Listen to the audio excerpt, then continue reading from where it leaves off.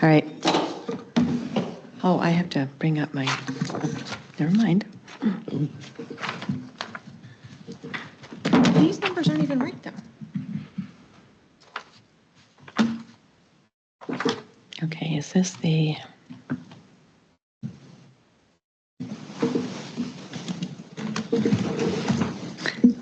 Okay. Problems with your authenticator. Are you okay? Claudia, were you able to get on? Are you? I mean, I can pull the city notes up and everything, just not Okay. my emails. Okay. So we're good. You're good. And Brian, you're almost there? Yep, I'm there. You're there. Okay. All right. I'm going to call the meeting to order. This is the City Council work session for Minnetrista, August 17th, 2026. Present this evening are myself, Lisa Whalen, the mayor, and council members, Kathleen Refkin, Peter Vickery, Claudia Lacey, and Brian Govern. And then staff that's present is Paula Bauman and Gary Peters and Allison Felsky, Jasper Krugel, Brian Grimm, and Craig Squires. We have a number of items. We have the new police department records of management system. We're going to talk about the Mound Fire budget, the ADA assessment update, and then recreation vehicle ordinance. So I'm going to start with the chief. Thank you. Madam Mayor, council members, I'd like to take a few minutes just to address our records management system, or RMS. Our current RMS is old, and the user technology is much the same today as when it was introduced. In addition, we want to make the change before the parent company of our RMS decides that it's end of life. The PD is part of a multi-agency consortium that operates the same RMS system, and in sorts this saves money and also allows us to share information because we're all on the same system. The group as a whole has identified we need to explore finding a new system, which is a very complicated project. The group also identified that we need expert help to help us find this new RMS system so it fits our needs, and we also need help onboarding it and with data migration between our current system and the new system. On May 4th, the council approved the PD to enter into a contract with GTEL Advisors to help with the search process. Other members in other cities also joined this endeavor, which is basically saving us a lot of money. So this evening, the president of GTEL Advisors, Mr. Jeff Gottstein, is here to update council on the process trying to find a new RMS. We're still in the very beginning stages of that, but it's not a cheap process either. So we just wanted to have Mr. Gottstein here to answer any questions and to give a little more background into our current system and why we need to change. So, Okay. Thank you. Mr. Gottstein. Thank you, everybody. I'm here to help you kind of through the process that your police department, as well as about 11 others in Hennepin County, have been going through to evaluate what the next steps are. A lot of this stemmed from an incident about 2.5 years ago, which some of you may or may not have known. But the records management system that the police department has is a hosted application in the cloud, and it went out of service because of a technical glitch for almost a week, where they were without service and didn't have any access to records at all. During that week, the company couldn't even tell us if they actually had the data at all anymore, which, if you can imagine losing all of your police records data for 10, 15 years and being gone. After we finally got that back up, and I was involved in the recovery of that process with the agencies, because once it came back online, we still had to have recovery efforts to get everything caught back up that was in the queue for the week of police calls for all of the agencies that are part of the system. And it wasn't just your agency, the consortium of these 11 agencies, it was a ton of other agencies too. So once we got that up and going, a short time after that, the company had said, hey, you know what, we're going to end of life this product, but you can move to a different product of ours if you want. And the consortium evaluated it. That wasn't a good idea. But then when nobody switched to the new product, the company said, I guess we'll keep the product and not end of life it. But at the same time, they haven't put any development efforts into it. And as a result, it's time to look for different options because they're not supporting the existing system. So even if you didn't want to, even if you said I wanted to stay on the existing system. It's going to eventually go end of life at some point, as a lot of agencies are starting to exit it because of their announcement previously that we're going to end of life it. So your police department can't be without that system. It's a very complicated process because it's not just about lifting and shifting the data. It's about introducing a whole new system with all new business processes, connections to Hennepin County, all of the different things at the state that the police department has to connect to. So it's a very big process in order to do it. And because you're part of this consortium, it will be a lot less expensive as a project as a general thought, but it's still going to be an expensive project with a lot of time and effort to get the movement where you need it to be in order to make sure that you're future-proofing your capability to capture your police records. And they're obviously very important. State law, dictates how long you have to keep your records and the importance of them. Some of the records are permanent retention, so you can never get rid of them. Things like criminal sexual conduct or homicides, they stick there forever, so you have to figure out what to do with all of that. So it's a very complex process, but I'm working with all 11 agencies, helping them evaluate the different options, helping them prepare their budgetary needs to pick some option that's out there, and then the next step, presumably helping them implement it on an agency-by-agency basis, because there isn't a one-size-fits-all for an implementation. Every agency is different in how they implement things and how their agencies operate. And so our organization has helped probably close to 400 agencies around the country do this process, and we have a lot of expertise in Minnesota along with Hennepin County to get this done effectively. So we're here to help you through that process, but as the chief had mentioned, it's definitely going to be something that the council has to prepare for, because there is going to be a cost to that. So with that, I can answer any questions you might all have. Thank you. So is Hennepin County part of the 11? They already migrated off of this consortium. They were part of it, and they actually are still part of it because this platform still hosts their gun permitting and their warrant modules. And then, so do you have any estimates as to what it might cost our city? I figured you might ask that. So we looked at 3 different vendors, and we got budgetary quotes from them. There hasn't been a selection decision or anything like that, but we did it at a yearly basis and did a 3-year cost run based upon their initial cost, training, and implementation. On the very, very low side, you were looking at about 110 or 120,000 from the least expensive vendor. That's not necessarily the one that the group would select, but just to give you an idea. And the most expensive vendor of the 3 was for 3 years. That was a 3-year roughly cost, about 120,000 for the low side, and then it was about 900,000 on the high side. Yeah. Oh no. So would that be per city then, I'm assuming? Yep. So would each city pay the same amount? Or would it be different based on our needs? So the needs are the same of all of the agencies. It's based on the licensing costs for the number of squad cars you have and the number of sworn and full-time personnel. So that's how all of these organizations structure it. Okay. But it's the same exact system that you will all have, but the configuration of how you configure the system would be different depending on how the agencies are run. So why would we be, so there's no, is there any advantage to having these 11 pick one vendor versus why wouldn't we go out and pick a different vendor, for instance? So that is one of the options, right? So this consortium has looked at it, and we've set up this whole process so that if 4 agencies want to go with one, they can do that. If all of them want to go the same, they can. Or if they all pick different ones and you have 11 different ones, they can. But what you do is you get a quantity discount, and the hosting is a lot less expensive the more people you have on one shared system, because you can have one set of infrastructure for a set number of people. So let's say, for example, if they said, listen, to host the system is $300,000 a year for the 11 agencies, right?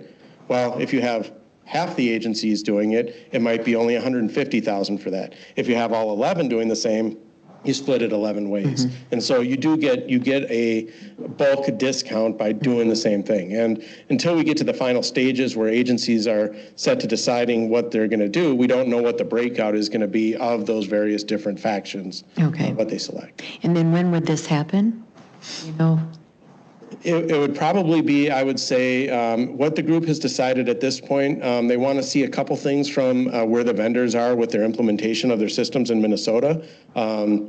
First, and that should happen this year. So that we're going to meet in the first or second quarter of next year to start to figure it out. And then subsequently after that, then the agencies can figure out, where to go. The problem is that if some of the agencies decide to leave at various different times, which inevitably is going to happen, right? Like not everybody can leave at the same exact time, generally speaking, that ultimately the cost structure of how you do that when you have to maintain the old system plus the new system that you're going to and kind of have that transition there, because if you transition to the new system, timing is kind of important so that you're not holding on to your cost of the old system until we're there. Now, the good thing is that your cost is somewhat mitigated because what we've done is we've started the process, and we should be finishing in the next month or so, taking your system out of the cloud, putting it at South Lake Minnetonka physically, so that you lose a lot of that hosting cost that you would have in the cloud by having it in on-premise servers. So you don't have a lot of that infrastructure cost because you invested in that already as a consortium, and ultimately you control the data, and you won't lose the data, hopefully, like you were when it was in the cloud and you had no control over anything. So hopefully that should mitigate some of your holding cost of the system until you switch to the new one. Okay. You said that Hennepin County has already migrated. Don't we want to have the same system that they have? Potentially. The problem is that the system that they went to will not work with agencies under 100 sworn officers.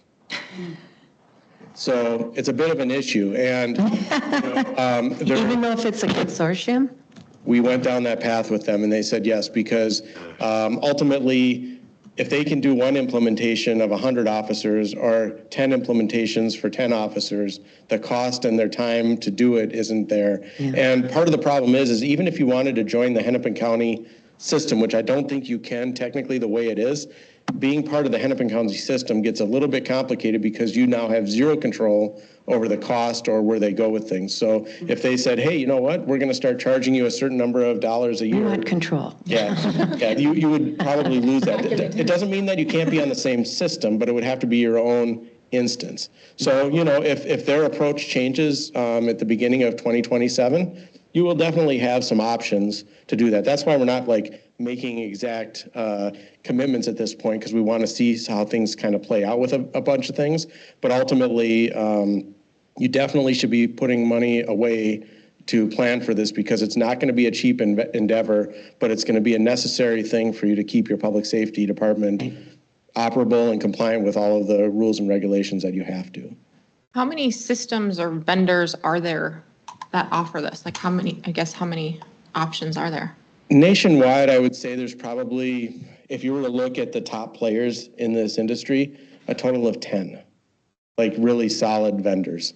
And like I said, we varied from the lower end to the higher end. And I'm not saying that the higher end is better than the lower end, but the cost is definitely higher. So I don't want to mistakenly say that, hey, if you spend $1 million, you get a better system than if you spend $120,000. We have to vet all of the capabilities, and specifically the capabilities within Hennepin County, because when you build a records management system, about 60% is standard across all law enforcement, and about 20% is standard to a state, and then 20% is standard to a location like Hennepin County.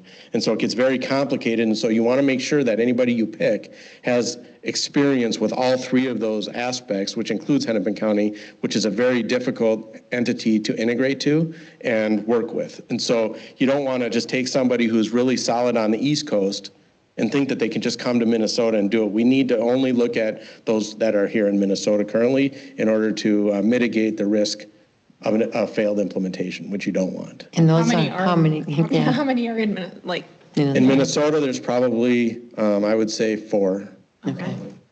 Okay. And, the problem is that in this industry, you don't have a lot of vendors because there's not a lot of total customers. Like in Minnesota, the total customer count is about 370 total. And you've had your system for probably close to 15 or 20 years. So when you think about opportunity and people holding systems for that long, there's not a lot of opportunity for people to really enter the market because there just isn't a huge market like a copy machine company or a printer company that could sell hundreds of thousands in, in Hennepin County alone. So budgetary purposes, we'd probably have to budget for 2028 then. Is that what you're suggesting or thinking? Madam Mayor, we did budget for 27 some dollars just in case we had to, at the end of the year, sign into a project, so we would have some money for that, but for sure 2028, yes. How much did you allocate for next year? 125,000. Okay. I had a question, I guess, and I've just had some real preliminary discussions with the chiefs. So I thought you said that people can pick what's best for, there's 11, 12, 13 members or something. I guess I was under the assumption that all 11 had to sort of go together.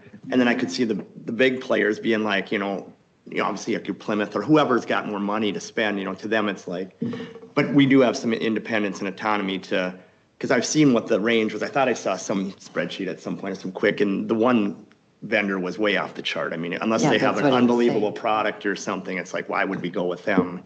And I'd hate to be forced to go with them by, hey, Plymouth and whoever else says it's great, we want to do it. So it's good to hear we might have a little more control of our budgetary, just from a pure finance standpoint, versus being forced into some $500,000 option, which, a city our size, that's pretty material. So.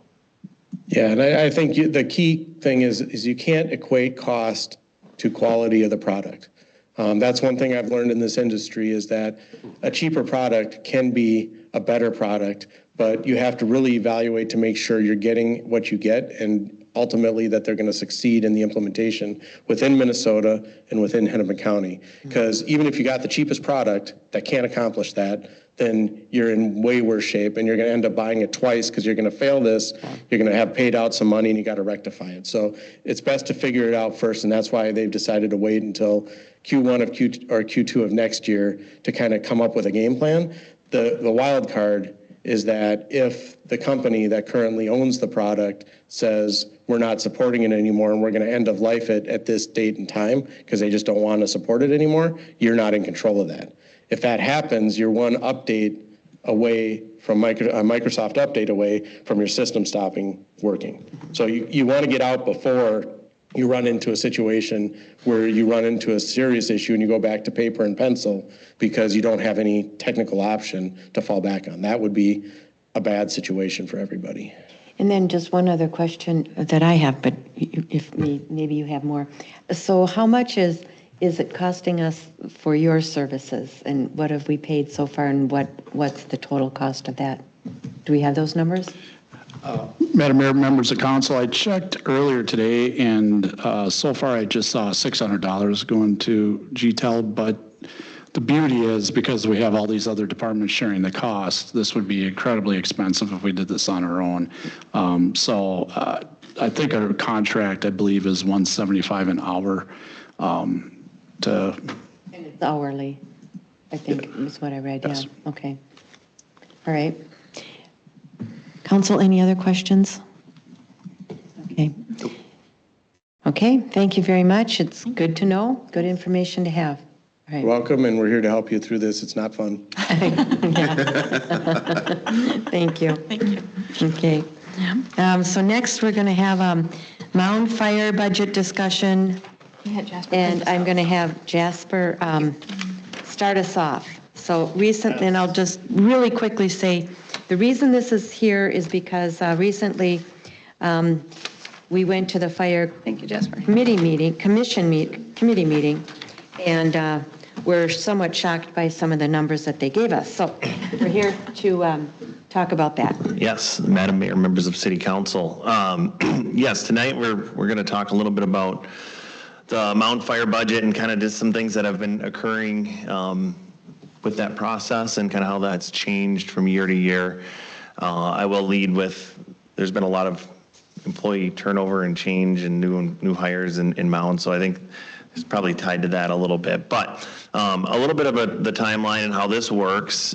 Generally, we get a number from Mound as far as budgetary and planning purposes what we plug into the budget. This year, that number year to year that they told us was 8%. So what that number is in the budget is $434,000 for that mound portion. So fast forward the beginning of August, they're required per our contract to give us an actual budget number September 1st. So less than a month before they're required to give us a budget number, they gave us a kind of a heads up, hey, we're going to be increasing this admin fee from, let's just say $20,000 up to $155,000 with no real, like, no justification, just, hey, this is a courtesy, this is going to be in the budget.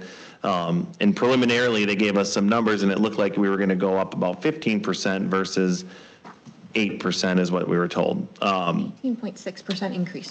So that was the original. This was like the beginning of August-ish time. Last week, Tuesday, there was a meeting.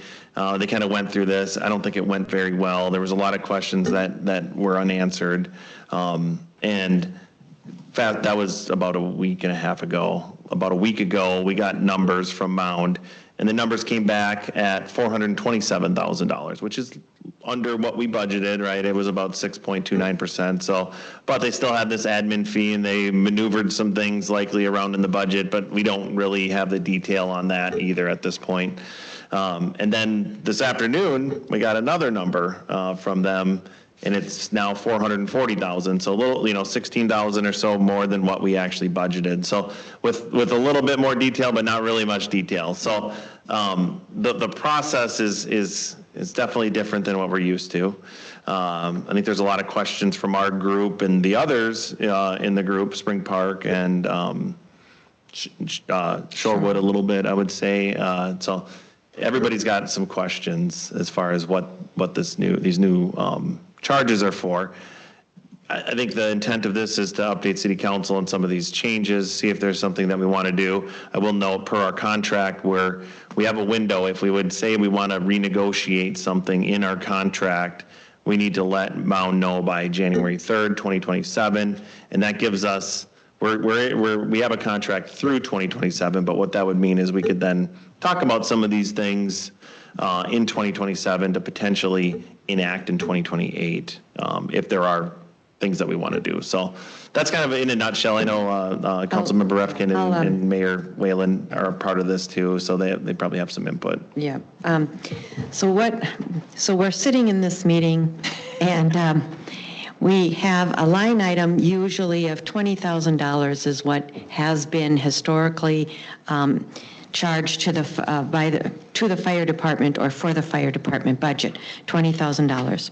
Now all of a sudden they come with a $155,000 admin fee. Now keep in mind that Vicki is their administrative assistant or administrator for the fire department, so we're sitting there virtually in shock because we're like, what? This means like for us, because we're 27% of the budget, we're looking at this saying, this is an additional X, I don't know what that is, but anyhow, X number of dollars. We're like, that doesn't make any sense. How come it's been 20,000 all these years? And now all of a sudden, in the 11th hour, you're telling us it's going to be increased from 20,000 to 155. And I said, you do realize that most of us have already put our budgets together based on the preliminary estimates or budget numbers that you gave us back in June and July. And now, because they're required by contract to tell us by September 1st what the budget is and what our portion of that budget is, right?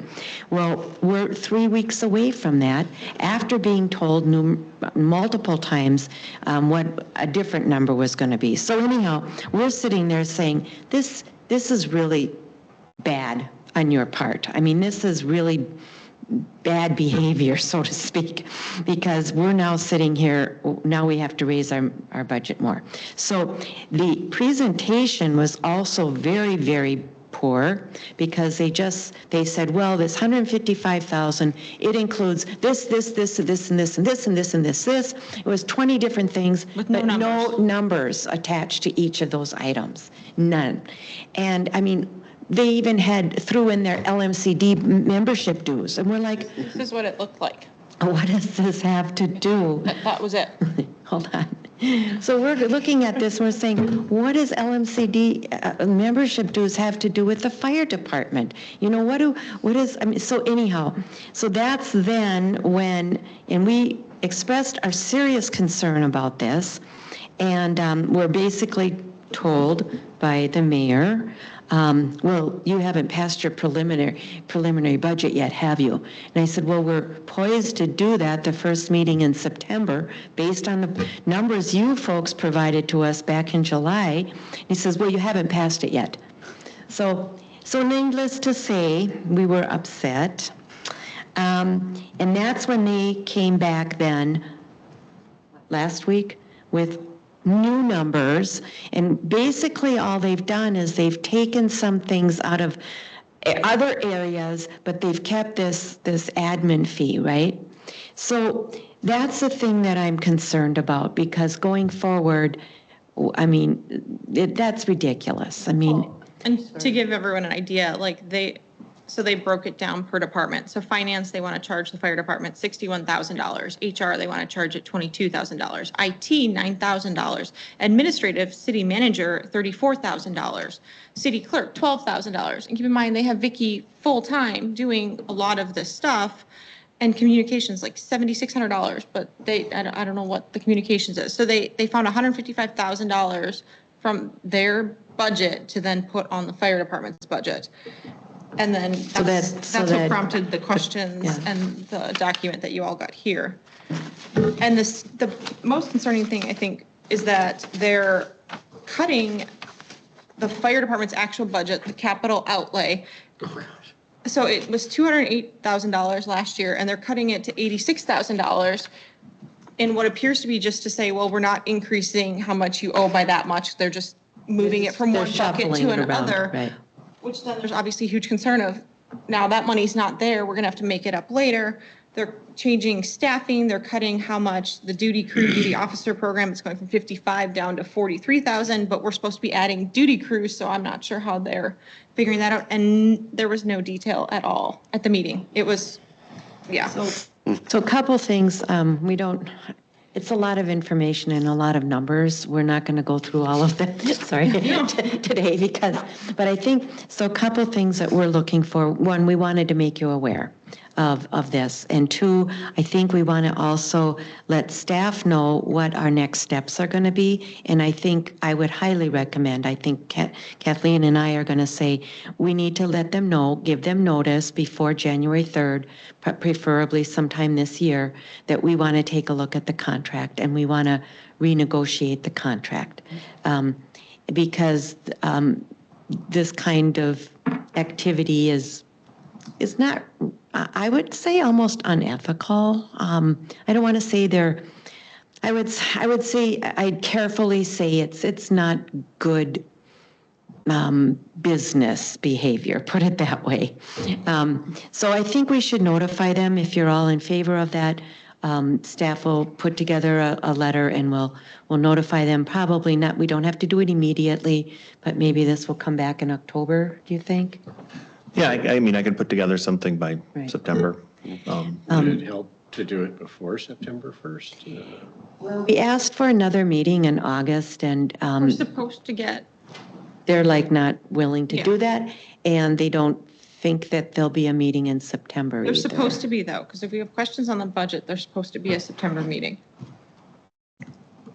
So we'll see. But at the end of the day, they can do whatever they want. Brian? That was actually going to be my first question, is like, are they contractually they can do whatever they want? They can add anything to the budget, yes. And do they provide any kind of accounting back? Because, I mean, I think it's fair to, reimburse them if they have city staff working on this, but I feel like it's reasonable to ask, hey, how many hours do they actually spend doing it if we're paying for them? Exactly, I think so. So they do not currently. They haven't given us those numbers, no. No, they haven't given numbers, and it's never been an issue. It was just a $20,000 line item of administrative fees, which is similar to what St. Bonnie has done. It's just a small chunk that you pay back to the city for, small services that the staff is doing there to print stuff or type up stuff or whatever. So it's never been an issue until they wanted $135,000 more. 155. 155. Well, total, so you take out the 20 that was already Yeah. there. Right. So here's the thing. Again, I don't think we would have been quite so shocked if they said the actual administrative costs are X number, and here's why, and here's how many hours these people spend specifically for the fire department. If it had been laid out in that manner, but it wasn't. And so, and then if they had said, well, because it's such a big number, let's just say they are able to substantiate 155,000 a year, then if they had said, look, we're gonna ease into it, something like that. But that we couldn't even have that discussion.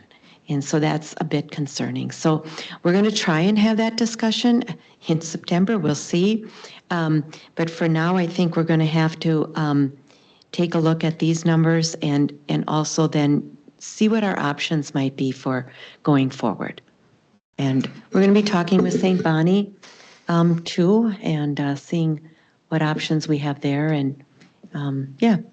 Which was also part of the work session. They haven't set up a meeting with us to move forward with any discussions on them. And it's similar, we don't have any say on their budget and what they decide to do. So.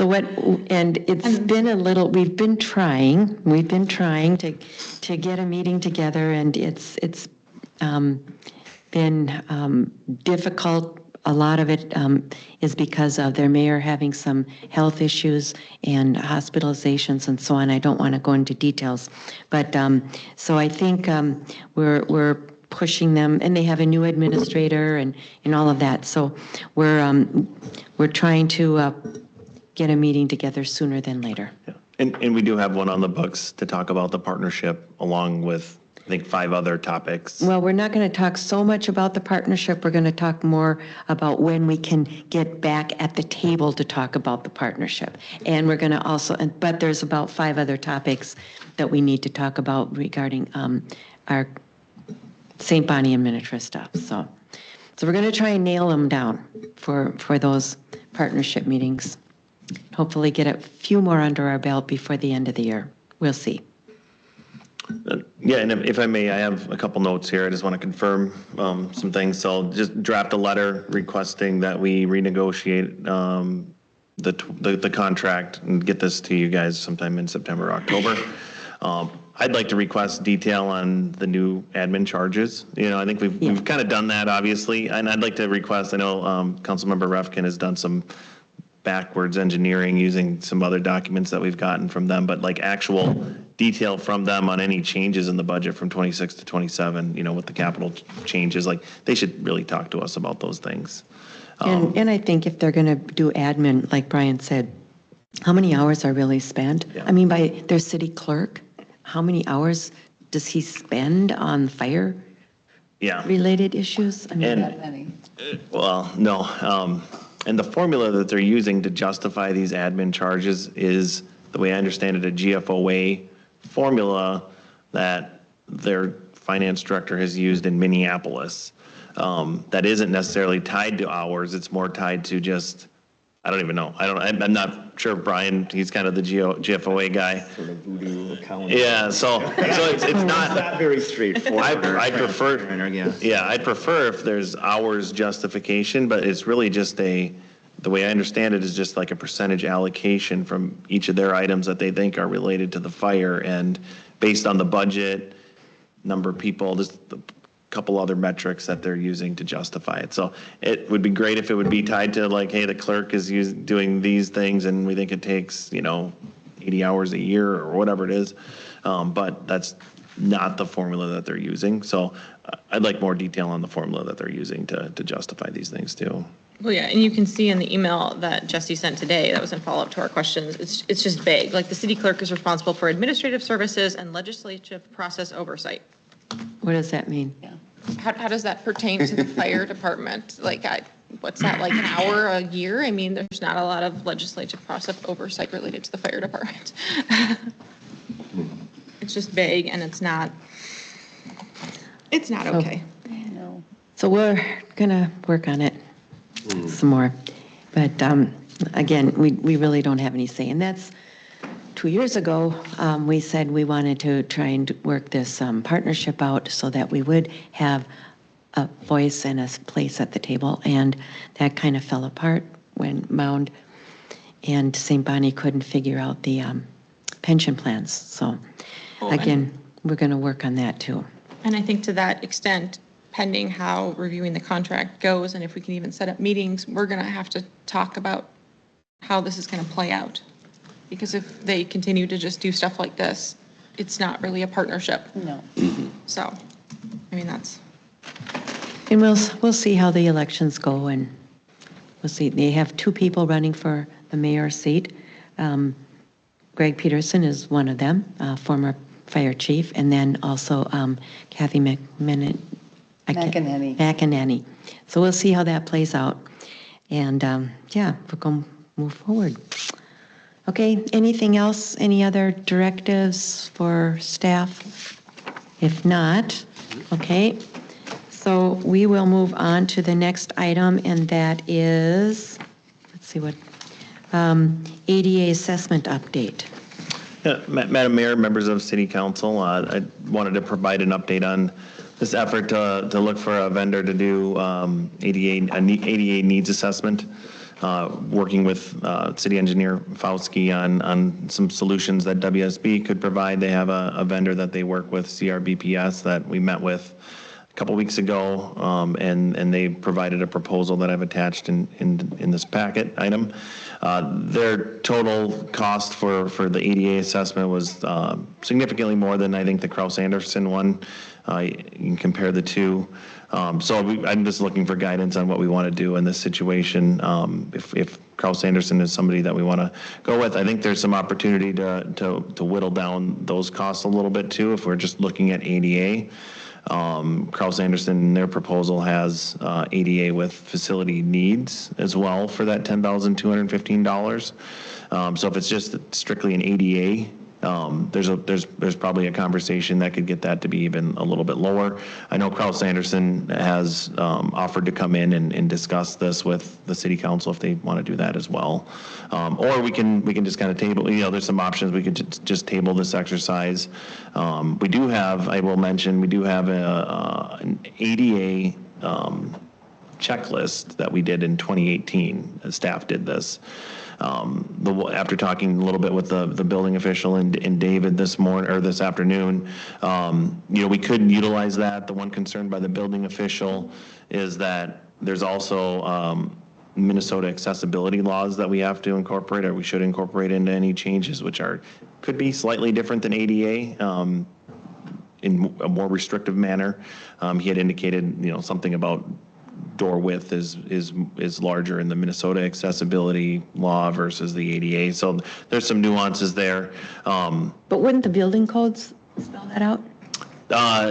No. So it'd be either related to the Americans with Disability Act or the Minnesota accessibility law. But the Minnesota Building Code doesn't specify that out? It ties it to, they tie together, so they reference each thing.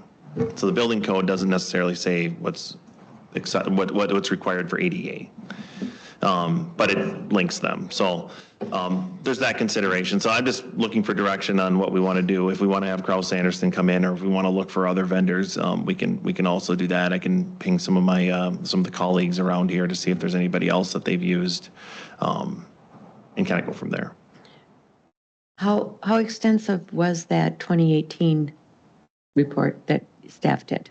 I think I just looked at it today. It's a checklist that basically goes through all the different areas of the city, of just City Hall. And it says, you have this thing that you need to look at. And I threw it into an AI and just had it look at it. And it developed a project list that you could kind of pull from the checklist. The one concern, again, of the building official is that it may not be 100% comprehensive with the Minnesota accessibility. So there's that piece.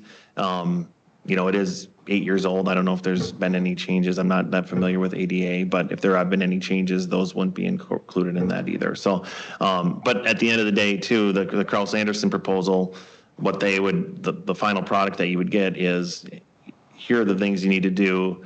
here's the project priority, like here's the number one priority thing you should work on. And then they would then assign some sort of planning cost, and then we would be able to then put that into a capital improvement plan, 10 or 15, over a period of time, right?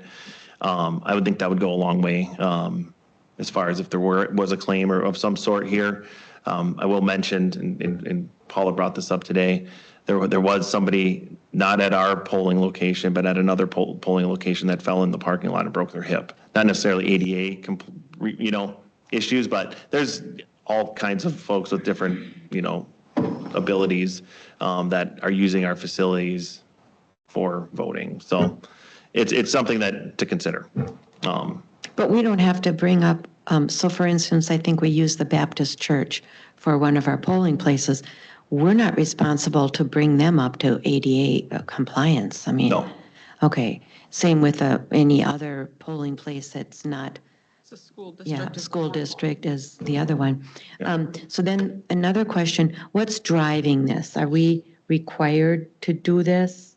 I mean, So I'd say it's an effort of risk management right now. So I think this has been talked about, I think since 2015 is the way I understand it, is there's been something in the capital improvement plan for ADA improvements, because I think it was identified then. 2018 effort was to kind of develop a checklist to see what we would need to do. The idea is, do we want to actually start planning and doing some projects for this?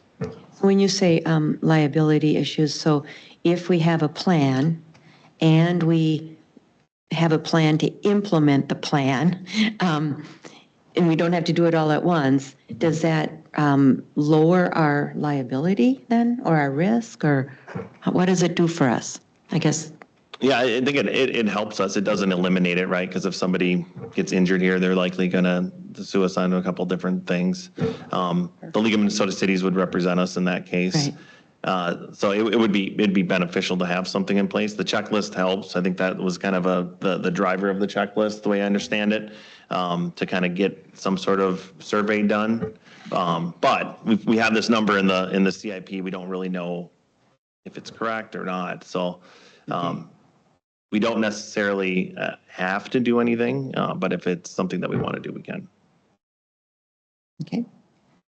I'd like to say, if I could, for the primary election, Hennepin County, Secretary of State's office did send out, let me read this. I'm reading this from the state. It was Minnesota disability law. They had people go out to different polling places to make sure it's ADA accessible. So for elections, for general, we weren't on this list. I don't know how these places are picked, but it could be a possibility of people coming to polling places to make sure we are in compliance. Just another level of information. But then what happens? Even if we're not, what happens? Then what happens? It doesn't say, it just, I would assume this is a very short email from Hennepin County, but it's part of the Help America Vote Act. I don't know what happens if your polling place is not in compliance. Okay. Because our buildings are grandfathered in, so we don't have to change anything until we start construction, and then you have to do it. So, I mean. Well, that's what I'm saying, is if we can do it little one thing at a time, maybe it's a door or whatever, rather than a whole building, so then, so are there grants available if you have a plan? There are grants available through the Secretary of State's office. We looked earlier this year, there wasn't anything available for 2026. As funding is available, it happens. We can look every year. It's replenished yearly. So we'll stay on top of that too for polling place. Right. We can definitely do that. I know in the past, if they have been found of issues, they let you know, and you just have to get a plan, like you talked about, to fix them. Okay. We know there's budget and other issues to work on, but. Right. Okay. And then the 10,000, like, let's just say we did the $10,000 one. Is that in the budget for this year? Not really. I don't think that it was. I think if there is a driver to maybe go with Kraus Anderson. I think maybe I have a conversation with them first to see if we can parse it back just to ADA, unless it didn't seem like there was a desire to do facility. This Kraus Anderson proposal was from before we had that conversation, just to get kind of a baseline number. So if we want to do something that's just ADA, I could get another proposal from them and bring it back to the group. So it might be less than that. I don't know if it's. Well, they had also included, like the police garage and then the public works garage and stuff like that. And I don't know that we need that. Yeah. I think it's pretty much ADA compliant. Yeah. It's the unknown. So I don't think there's much difference if they do all of them. They said it's going to be one day to be out here to do the ADA stuff. Okay. So, and then it's once they capture the data, take photos and things like that, then they can do it. So I'm more interested in access to City Hall and our polling place over there to make sure that we're ADA compliant eventually. It's not going to happen overnight, but so that people with disabilities can come and vote. I mean, make it easier. Council? Do we know why this other proposal was so much higher? Yeah. Allison? I appreciate the question. So we don't have, WSB doesn't have ADA specialists on staff. And so I reached out to our asset management group who connected me with this firm. I don't know specifically. I didn't go side by side. I think you've got a good proposal from Kraus Anderson, but I don't know why there's so much. I don't know if they have a higher rate or if they think that some of these tasks would take them longer, and perhaps Kraus Anderson is a little more efficient in getting that done. Those would be my top two reasons. And there may be that they had more stuff included too. I don't know. Yeah. I think if the proposals were a little more similar in price, I think that would be an opportunity to meet with them again and try to pare down that scope. But there is such a gap between the two of them that I think it was smart to bring it back to council for direction. Does anyone use this other firm? Not or the CRBFS. Does anyone use them for much of this? I mean, they're quite a bit more expensive, like it's been pointed out. So I'm like, they're almost pricing themselves out of doing any work, I guess. But Like they don't want to do it. Yeah, it's almost like they're too busy or something, or they don't even care. I mean, it's So it's certainly crazy, I guess. Yeah, it's certainly work that they do. I personally haven't had any experience with them. I mean, I don't know if any of my colleagues have either. It's kind of one of those nuanced things that doesn't quite come up as often as, a street contractor. I can tell you that one pretty easily, but this contractor I don't have any experience with. they had given some examples of other cities that they've worked with. So I haven't called those cities up yet just because it probably isn't worth the time to see if they did a good job or not because of they're kind of priced themselves out. But they did indicate it when we had our webinar that they do this work for cities in Minnesota. So somebody's obviously paid them for this. Okay, Council. Yeah, I think we should go ahead with it. And I like the idea of kind of chipping away at these projects. It seems like we shouldn't rely on being grandfathered in, and we should be proactive. So have Kraus Anderson do the whole city complex or just the two locations? I think just the two locations. Why do we need them to do an analysis of the police department garage and an analysis of our public works garage? I mean, it's a parking spot, basically. Yeah, I don't know. But yeah, I'm fine with just the two buildings that This is about as the easy. public are liable to come into. Right. Yeah, this is about as easy as it gets to vote and to come into this building. It doesn't get much easier than this. My sister-in-law's incapacitated, bedridden. I was able to come here easily, get the forms, vote for her. So if someone is really that hard, it's really that hard for them to vote. Someone can help them vote. I mean, I don't know. Well, you don't know. I mean, we don't know all of the different It's been a big scenarios. problem here. Well, we have to plan for it. I mean, we can't, we can keep kicking the can down the road, but we have to plan for it. So, I mean. Yeah. And, Well, I like what Peter said, chipping away. right, we're not going to do it all Yeah, at we just once. We're, wanna get you know, Yeah, list of so what we need to maybe do. making it as, compliant as possible for the voting, because that's probably when most of the public's going to come here. And, Right. and probably this chamber is probably important too for people coming.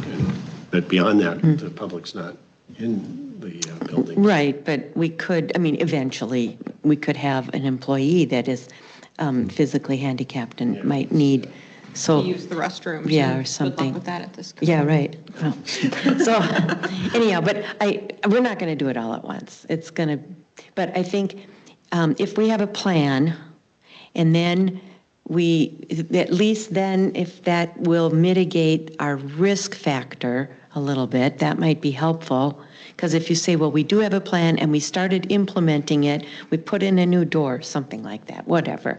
Then it's like, hey, we can't do everything all at once, but we're working towards it.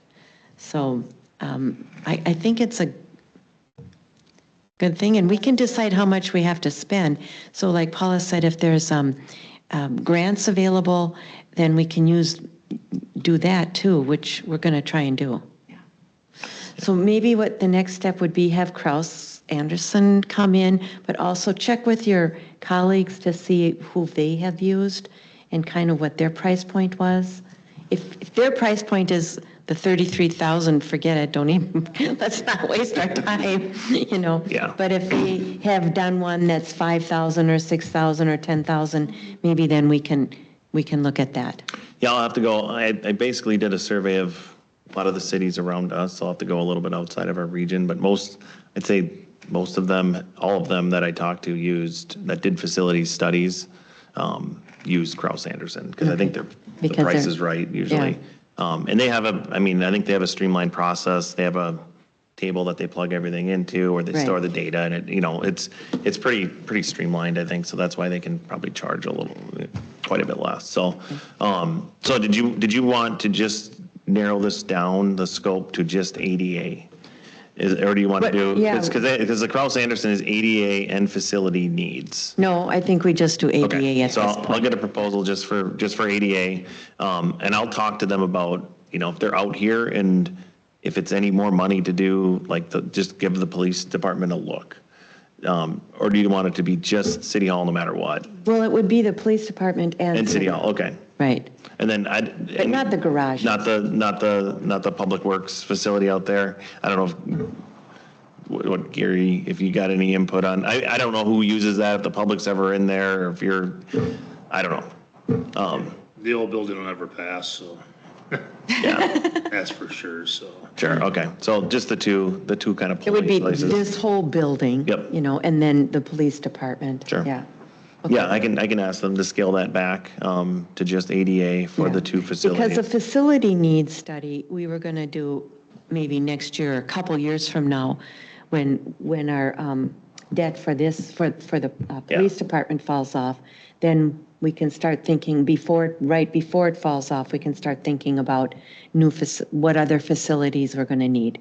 Yep. Yeah, I have that as 2028. Yeah. It's kind of revisiting that in 2028, so.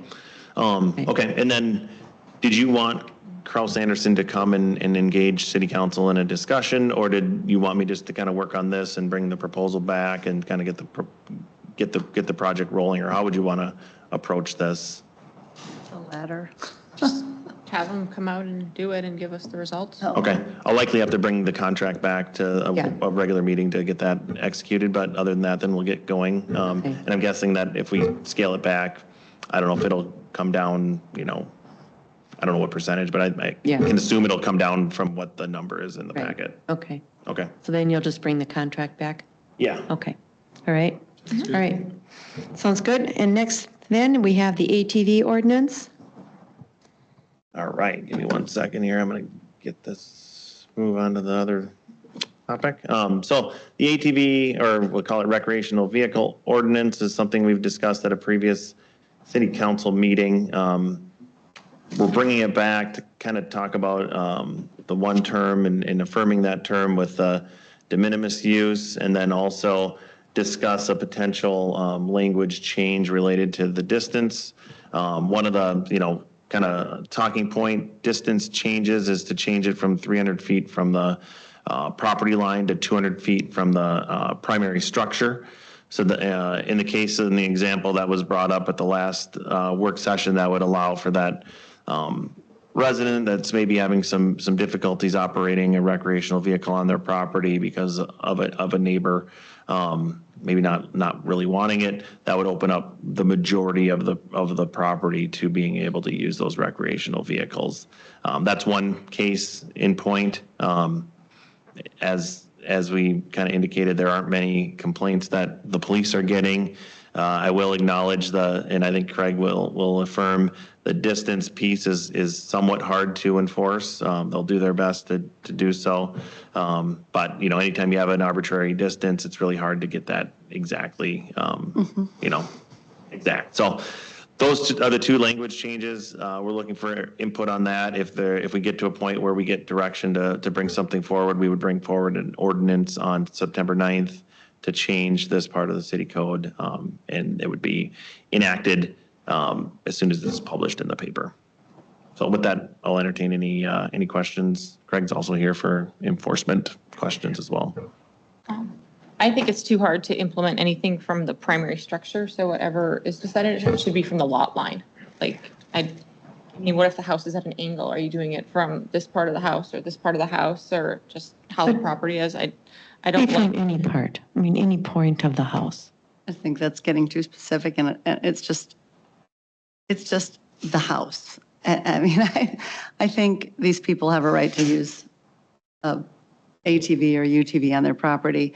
And to go from the lot line, you were not at the last meeting when we pulled this up, and it's. Not saying the lot line. I know. Right. Then you'd have to make it very small. So No, we're saying 200 feet from a residential home. Right. Yeah. But Kathleen was saying that's too difficult, and she wants to go back to the lot line, which then makes it very difficult. Okay, And I we see what really you're have saying. to make that a small Okay. amount. So the issue here is really not the ATV or the UTV, it's the noise and the Right. being disrespectful. It's not really the feet. So, because some of these things are silent, as I mentioned earlier, you can get electric ones that make no sound. So it's really about sound and being respectful. And so, I don't know. I think what we came up with in our last meeting is very doable and fair. And with Brian's suggestion, people on much smaller lots can at least legally, under the rules of the city, get on their UTV, get down to their boat or wherever they need to get to shed or a barn, or not a barn, but they can at least use it to make their life easier. So I think we spent a lot of time nailing this out, and I really like what we've accomplished. I have a question, though. So it says proposed language, recreational vehicles may not be operated within 200 feet of the primary structure of any neighboring parcel.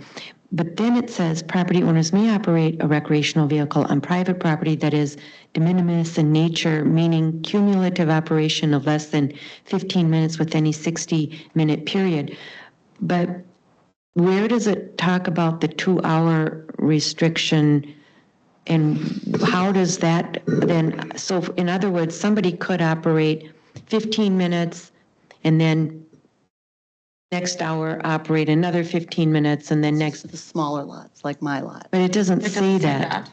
It's for, technically, if I may, it is technically for all lots. The part about the 2 hour, no more than 2 hours of continuous usage is letter B in the code. If you go down a little bit, you can kind of see that's in there. These are kind of just bullet points that kind of outline the rules of the ordinance per se. Adding that G wouldn't supersede anything else. That would be one of the things that is allowed. So are you? 2 hours would still be there. Technically, if you would go, anytime between 8 a.m. and 9 p.m., if you did 15 minutes every hour in that period of time, you would technically exceed the 2 hours of continuous use within that day. So there's some, That's going to be really difficult. Well, So yeah. maybe like what Claudia is saying is maybe then this property owner, that new language should just say for smaller parcels or something. I called Jasper specifically about, I'm like, wait a minute, I don't understand the 2 hours and then the 15 minutes. I know, I don't either. The 15 minutes is so, you can use it regularly throughout your day to accomplish tasks. Right, no, I get that. And I thought that the 2 hours was just for the larger parcels. It didn't apply to the smaller parcels. so we can You can mow your differentiate. lawn for 2 hours. I mean, and it's That's louder not than an- ATV. So, I mean, it's, No, but what I'm saying is, all I'm asking is, so number G, should it be that for smaller parcels, like yours? Yes. Okay, you can still use yours, but it's a 15 minutes within 15 minutes use within 60 minutes, within an hour. We could attach like a 1 acre, parcels smaller than 1 acre to G, no problems with this. It's just if we creating. wanted to. I'm just, it's confusing. That's all I'm saying. I'm fine with the And just original get rid of the 15 minutes and let us all use it for 2 hours. Because, I mean, if I mow my lawn, it's going to be 2 hours. That's not a recreational Yes, vehicle. it's a UTV. No, No, it's it's not. not. Utility vehicle? It's defined. I plow my driveway with a UTV, and, I replaced a guy that came at 5 o'clock in the morning and It's much more drove offensive. up and down, and had a beeper, every time he backed up. Hey, And my neighbors are close, so these parcels are long and thin. So I would be in violation if I spent, more than 15 minutes, which I'm not that good, so it is going to take more than 15 minutes to clear my lawn and then or my driveway, and then I'd be in violation of this ordinance. So maybe we don't need that 15 minutes. I agree. Because here's the thing, if you go with E, and it says you can, you have to operate 200 feet from any primary structure, except then you're in trouble because I don't think you can plow. Thing. We just say, Well, then it's too close to, my driveway would go within 200 feet. an hour with the smaller lots. I mean, no one wants to be a bad neighbor, and this hasn't been a problem. All you have to do is ask chief. It's not been a problem. This is an old issue from one instance a couple of years ago. So we're over governing the people of this great city of Minnetrista. We just want to plow our driveways and mow our lawns But we have to have, but here's the issue. There have been in the past more than this one instance, okay? In the past, there has been. And so what we're trying to do is also preempt, if you will, potential problems in the future. And so it's not the plowing of your driveway or going down to taking an ATV and driving down to your dock. That's not the issue, and that's not the problem. It's when a family uses an ATV continually and goes round and round and round and round. absolutely agree that that's not acceptable. Yeah, and so that's why we're saying it has to be 200 feet from a neighboring property with a 2-hour window, that maximum. Now, maybe then we need to say for other purposes such as plowing your driveway or going down to your dock, that you get an exemption. Maybe that's what it has to say. Can I ask our resident a question? Sure. Come on up, Connor. Can you tell us, is 2 hours enough for you to do what you need to do with your kids? Is that acceptable, 200 feet? You've looked at your property line, and are you happy with that? I mean, it's better than what it is right now. Yeah. But yeah, are you talking from an existing structure then with Yes. the new proposed? Yeah, I mean, it's not, like I said, I'm not trying to And just you usually, are you, around all day. I just want to take my kid on a 4-wheeler ride for, 15 minutes or 45 minutes or whatever, and then go up to bed or an hour and 59 minutes? and not have to deal with the neighbors getting upset. It's not, like I said, my lawnmower is louder than my 4-wheeler. It takes me 2.5 hours to mow my lawn. So, I just don't really understand the noise part. If a lawnmower is making more noise for 2.5 hours, most of my neighbors. It's not just for you. I'm going to stop you right there because this isn't just for you. Right. This is for citywide. And yes, you mow your lawn for 2 hours, but you do it maybe once a week or once every 10 days. However, the person next door, they might be using their ATVs every single day for 2 hours or more. So we can't make a law just for you. We have to make a law that's reasonable so you can do what you want. Your neighbor has their privacy and their quiet time as well. That's what we're trying to work out. Right. So that's what I think we're almost there. I think we have the 200 feet from a structure, 2-hour continuous use. It's this other part. Think you can sit down. Thanks. The other part that I'm just wondering how this fits in for, let's say, in smaller lots, they want to drive down to they should be able to do that. Peter needs to plow, he should be able to do that. Can we say 30 minutes? I said this 30 minutes would before be good. at the last council meeting, because this wasn't talked about at the August 3rd one, correct? So we're going back to the July one? Yes. Okay, so I said it before, this is complaint driven. So if your neighbor isn't calling to complain that you're plowing your yard, it's not an issue. If your neighbor's not calling to say they're taking their ATV down to the docks, it's not an issue. It's to make an ordinance that applies to everyone. Yeah. And until. Except if you have that one neighbor that's complaining every single time you go on it, that is an issue. Right, or if they complain that he's plowing his driveway, Yeah. then. Just hire the guy back. Yeah, So then actually- you'll pay a contract, but. Good. Sorry, point of order about the plowing and lawnmowers. The state statute that defines recreational motor vehicle says any self-propelled vehicle used for recreational purposes. Yeah, so plowing is not So recreational. plowing and mowing would Be not good, fall. there you go, okay. Very much. And mowing your lawn, okay. So then how do we address then the driving down to your dock real quick and back, like what Claudia wants to do? Transportation. Well, I think, It's fine. I think just maybe saying that the 15-minute thing works for Smaller lots. smaller lots. Can we add that? Lots under a certain size, under what, 4 acres? 2 acres, I don't know. Yeah. 1 acre. I mean, 4 acres is not a small lot. 1 acre. My lot is Lots under 1 .26, like that's not. Yeah, lots under 1 acre. 1,500 Lake Minnetonka homes are, It can be whatever you tell us to put in there. I think 1 acre. I just, That's fine. I think we can, I think it's a great solution. and here's the thing, if we get a lot of complaints, Yeah, we'll then relook at we'll it. have to relook at this, so. Well, but again, we haven't, with the exception of this case, we haven't had any complaints on this since we put it in.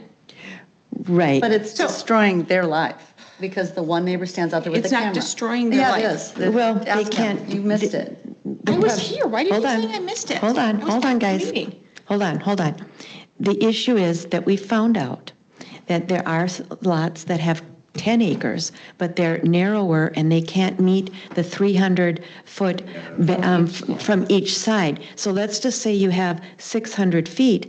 Well, you can't, or you have 500 feet, you can't be 300 feet from both property lines. Right. So that's why we're saying, and the issue isn't being next to the property line, the issue is being next to houses. And so that's why we're saying if we do 200 feet from a primary structure. Now, here's the thing. For instance, you have a primary structure here, well, and your lot line goes like this, well, that means you can be next to your property line here, but maybe you just have to divert a little bit just to get that 200 feet. Right. So it's not the whole lot that, you don't have to be 200 feet in the whole way, just 200 feet away from the primary structure. And so I think this is a compromise.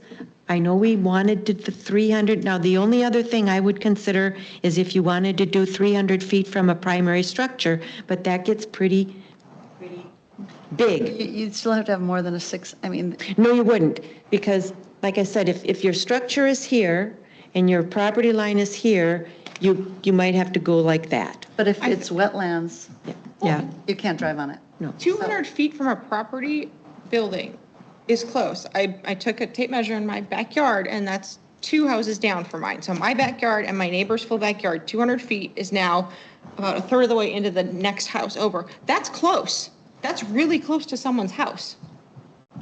I mean, if you're the unfortunate person who has your house on the property line, that is really close.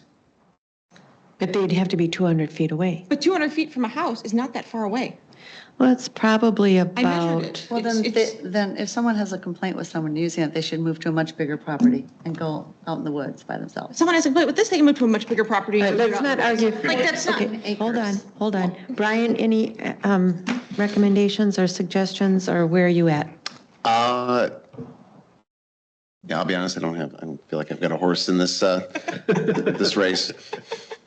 But you have to vote eventually. I do. Honestly, I'm willing to acquiesce to the wisdom of the rest of the council. I say that because it's, again, just because we are a complaint-based enforcement, and if we're not getting complaints, then, putting too fine a point on it, if, we do get a complaint, then, we could address the circumstances of that, but yeah, it just feels like I mean, we're. I think it's a noise thing, like, But- Claudia was saying, that's really what it comes down to is it could be 200 feet and if nobody's upset about it, then great. But, if it's 400 feet and somebody's upset because it's going on and on and on, that's where the problem comes in. So maybe it's more an ordinance like the dogs barking, where you have a certain amount of time. Yeah, but then, so in this particular case, this gentleman wants to abide by the ordinance or by the law, okay? Right. But he can't. Correct. And his neighbors aren't going to allow him to go on or close to the property line. So that's kind of what we're dealing with here. And then there's, I'm sure, other cases. So that's why I'm saying maybe 200 feet is not enough. Maybe we do 250. It's not like he has to be 50 feet in the whole way. It just has to be a little, I'm just asking, what can we agree on? Madam Mayor, he can't do 250 because his lot is 600 feet. It's only 50 feet into his lot and not the whole way. How far is this house from the property line? And it's not About about the 200 feet. property line. Going 200 feet, didn't we figure this out, Jasper? Going 200 feet from the property line is like right up to where he can't go any farther No, over. Claudia, we're not saying Where's that. line? From the 210 house. feet. I think I So could get it from the exactly house. 200. Okay, so in theory, he can go another 40 feet over, correct? For 200? For, that house is 210 feet from the property line. Yep. I guarantee you, if he does his four-wheeler on that property line, they're going to be in here complaining, we're going to be back to where we were 2 or 3 years ago when we did this originally. How far over is usable property for the four-wheeling on that side? Like how far over is that area? Does it go 5 feet, 10 feet, 30 feet? Like how big of a path do you have? Connor, What, how far are you from the property line where you, with the original ordinance right now? No, like, can you make that bigger, Jasper? Thank Like, you. yeah. So I can see where you have like trees and how big is that area that's flattened there? That, Yeah, where you're riding your four-wheeler. that was there when we bought it, but from the property line to the edge of the trees is, I don't know, depends on where it is, but it's anywhere from like 7 feet to like 12 feet of like trees there. And then, yeah, wherever that path is, obviously it changes as you go. So I guess, I don't fully understand why you're zoning on that parks portion, I guess, but, I think I know what you're asking. I think he can pretty much go to the property line right now. Going to irritate these people to no end. The 200 feet gets them to their property line and that's going to make them mad. And that's why I'm saying you do 230 or you do 240. can you do the math on this, Jasper, and see if he can get down to the lake with that number? From the house, from the Yeah, house. I mean, this is right from the house. I thought we were within 5 feet. And Yeah. by the way, all of the surrounding neighbors don't have any problems whatsoever. It's just one neighbor. And they were traumatized from their past experience. So they're holding the Swansons hostage. So what is And that? see, he can't That's go in 300 there. feet. That's 300 Yeah, feet. cannot You know, drive this in is there. 250. Can't drive there either. Okay, and That then, would take out this kind of portion of the, Yeah. Right. So we came up with he only has about 5 feet if you do the 200 feet. And Kathleen, you're under the impression that he just wants to ride on a track and bother these people. He doesn't.